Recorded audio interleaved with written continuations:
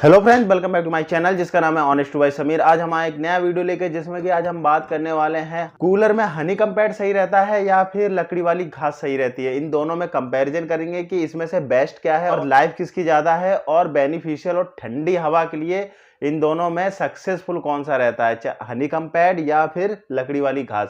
तो चलिए शुरू करते हैं वीडियो शुरू करने से पहले आपसे रिक्वेस्ट रहेगी, चैनल को अगर सब्सक्राइब नहीं किया तो चैनल को सब्सक्राइब करना ना भूलिएगा। देखिए, सबसे ज्यादा जो चल रहा है ना, वो चल रहा है आजकल हनीकॉम्ब पैड।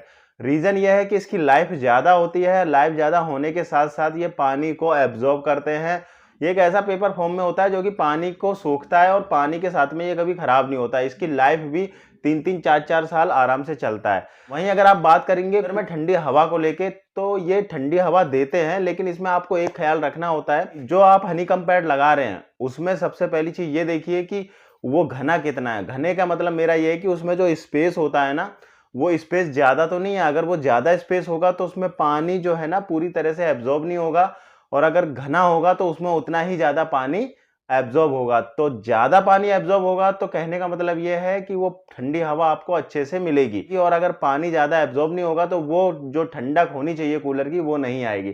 तो आपको सबसे पहले हनीकॉम्ब पैड में क्या देखना है कि वो हनीकॉम्ब पैड अच्छी क्वालिटी में और घना होना चाहिए। मतलब उसमें जो स्पेस होता है ना, वो ज्यादा स्पेस नहीं होना चाहिए, स्पेस बहुत कम होना चाहिए। सेकेंड चीज क्या देखना है कि हनीकॉम्ब पैड जब भी आप ले रहे हैं तो उसका जो साइज होता है ना, वो प्रॉपर साइज होना चाहिए, टुकड़े में नहीं होना चाहिए। क्योंकि कई कूलर में क्या होता है कि ये जो हनीकॉम्ब पैड है ना, टुकड़े में लगाए जाते हैं। इसकी वजह से प्रॉब्लम आपको फेस करनी पड़ती है, जो हवा आपको चाहिए होती है वो आपको मिलती नहीं है। कि इसकी जो लाइफ है वो कितनी है, देखिए सबसे पहली चीज मैं आपको बता दूं, लाइफ तो इसकी बहुत ज्यादा है। आप ये मान के चलिए, अगर आप इसको लगा के छोड़ दिए, जिस दिन कूलर लेके आए और ये लगा हुआ है और ये आपने बदला ही नहीं है, तो ये गलेगा नहीं, सड़ेगा नहीं, क्योंकि ये बना ही इस तरीके से है। लेकिन एक चीज मैं आपको क्लियर कर दूं, ये डस्ट पकड़ लेता है ना, तो इसकी डस्ट बिल्कुल भी नहीं आती। जैसे आपके यहाँ खारा पानी है, चलते चलते जब पानी इसमें एब्जॉर्ब होता है ना, तो वो चलते चलते गंदगी जम जाती है, नमक की फॉर्म में गंदगी जम जाती है, जिसकी वजह से पानी जो है इसमें फिर एब्जॉर्ब होना बंद हो जाता है और ये ठंडी हवा देना बंद कर देता है। लेकिन कहने को कहा जाता है कि इसकी लाइफ बहुत ज्यादा है। मान लीजिए 2 साल, 3 साल, 4 साल आप चलाते रहो, लेकिन ठंडी हवा आपको नहीं मिल रही, तो फिर लाइफ का ऐसी करोगे क्या। तो इसलिए क्या करिए कि जब भी आप इसका यूज कर रहे हो तो 2 साल बाद जब भी आपको लगे कि ये गंदा हो गया है, ये पानी नहीं एब्जॉर्ब कर रहा, तो इसको बदल देना चाहिए, जब भी आप ठंडी हवा पा पाओगे। तो इसलिए इसका बदलना बहुत जरूरी है। हालांकि लाइफ लंबी होती है, पर ऐसी लाइफ से क्या फायदा जब आपको ठंडी हवा मिल ही नहीं रही है। अब बात करते हैं लकड़ी वाली घास की, जो कि आपके लोहे के कूलर में लगती है, लकड़ी के कूलर में लगती है। इस घास की अगर बात करें तो लाइफ की, तो लाइफ तो इसकी कम है। क्योंकि आप अगर इस तरह से सोचते हो कि भाई इसको चलाना है, तो ये भी आप हनीकॉम्ब पैड की तरह चला सकते हो, लेकिन इसमें भी जब डस्ट आ जाती है तो इसको भी चेंज करना पड़ता है।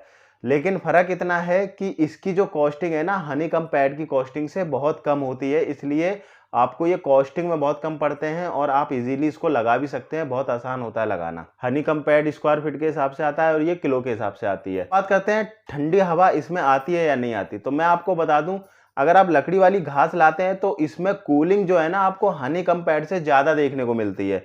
यस, आपको जो कूलिंग है हनीकॉम्ब पैड से इसमें ज्यादा देखने को मिलेगी, क्योंकि इसमें जो घास होती है वो लकड़ी की होती है, और इसमें जब पानी चलता है ना, तो ये पूरी तरह से सॉफ्ट हो जाती है और बहुत अच्छे से ये पानी को सोखती है अपने अंदर। उसके बाद में जो भी हवा आपको देता है कूलर, वो बहुत ही प्यारी हवा देता है और बहुत ही ठंडी हवा देता है। और एक फर्क ये भी पड़ता है कि लकड़ी वाले कूलर और लोहे वाले जो कूलर होते हैं, वो आप घर के बाहर लगाते हैं, विंडो के बाहर लगाते हैं, तो एक सबसे बड़ा फर्क ये भी पड़ता है, तो आपको ठंडी हवा बहुत ज्यादा मिलती है। या आप लकड़ी वाला कूलर या लोहे वाला कूलर लेके आते हैं तो उसमें आप लकड़ी वाली घास ही लगाइए, बेसिकली ज्यादातर वही लग के आती है, तो वो ज्यादा ठंडी हवा देगा आपको। आई होप कि आपको ये समझ आ गया होगा कि लकड़ी वाली घास और हनीकॉम्ब पैड में से कौन सा बेस्ट होता है। अगर आपको वीडियो अच्छा लगा है तो चैनल को लाइक एंड सब्सक्राइब करना ना भूलेगा। Thank you so much video देखने के लिए, धन्यवाद।